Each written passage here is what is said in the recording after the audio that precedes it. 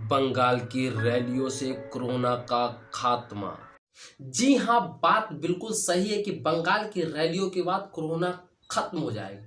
वो इसलिए क्योंकि जो लोग सोशल डिस्टेंसिंग की बातें करते हैं वही लोग अपनी रैलियों में लाखों के भीड़ इकट्ठा कर लेते हैं, तो फिर कोरोना खत्म होगा ही। हमारे आदरणीय मोदी जी की पार्टी हो या फिर ममता दी की पार्टी हो, इन दोनों को रैलियों में भीड़ इकट्ठा होता है, लेकिन इन भीड़ों से कोरोना नहीं फैलता, बल्कि कोरोना डर करके बिहार भागता है। पटना से छठी मौत की खबर आई है। 10 पार्टी आपस में मिलकर रैलियां कर सकती है, लेकिन मोहल्ले के 4 लोग मिलकर होली या फिर अन्य त्योहार नहीं मना सकते।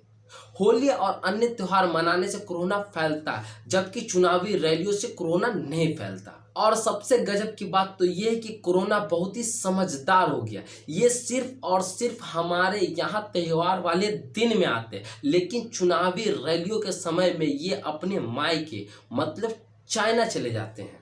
और कोरोना का सबसे पहला प्रकोप स्कूल और धर्म स्थलों पर लगते हैं, लेकिन चुनावी रैलियों पर नहीं।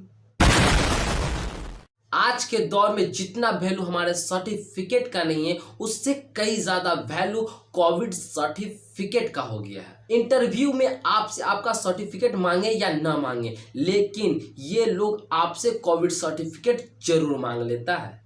अगर जेब में मास्क रखना भूल जाओ तो उसी जेब से 1000 रुपये फाइन भरना पड़ता है। लेकिन रैलियों में आए लोगों के लिए सब माफ है। इस रैलियों वालों का चालान नहीं काटा जाता, काटने के नाम पर हम देशवासियों का जेब काटा जाता है, मतलब फाइन लिया जाता है। अभी तक पूरे देश में 30 करोड़ का फाइन कट चुका हुआ, लेकिन ये पैसा कहाँ है किसी को कोई पता नहीं।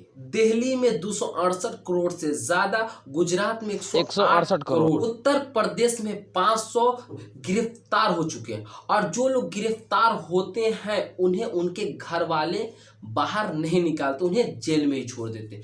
ऐसा नहीं है, उन्हें बाहर निकालते हैं, और उन्हें बाहर फ्री में तो निकालते नहीं हैं, उन्हें निकालने के लिए पैसे देते हैं। और इस प्रकार सरकार के पास पैसा ही पैसा होगा। एक तरफ ये सब करके सरकार दिखा रही है कि कोरोना कितना खतरनाक है, तो दूसरी तरफ रैलियां निकाल करके कोरोना को बढ़ावा देते नजर आ रहे हैं। कोरोना चल रहा है ये इम्पोर्टेंट नहीं है, लेकिन देश में चुनाव चल रहा है ये इम्पोर्टेंट है। इसी चुनाव को लेकर यूपी में बोर्ड परीक्षा की तारीख को बढ़ाने की भरपूर कोशिश की जा रही है। चुनाव में सी और कोरोना में सी और जनता का भी सी, मतलब भरपूर चुतिया बनाया जा रहा है। यार, कोरोना को नेताओं के रैलियों से ज्यादा आपके त्योहार पसंद, तभी तो आपके त्योहार में आते हैं, वरना चुनावी रैलियों के समय में ये कोरोना अपनी माँ कंट्रोल।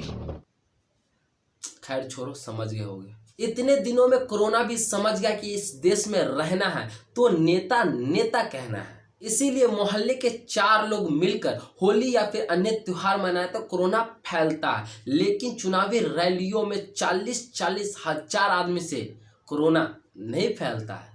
और हमारे देश के नागरिक भी उतना ही चूतिया है, और शायद इस देश में मैं भी रहता हूँ और मैं भी चूतिया हूँ। लेकिन क्या करूँ यार, जब इस देश के पुलिस वाले हमसे भीड़ इकट्ठा न करे कहकर ज्ञान पेलते हैं, आज वो इन दिनों भीड़ की रैलियों में खड़े होकर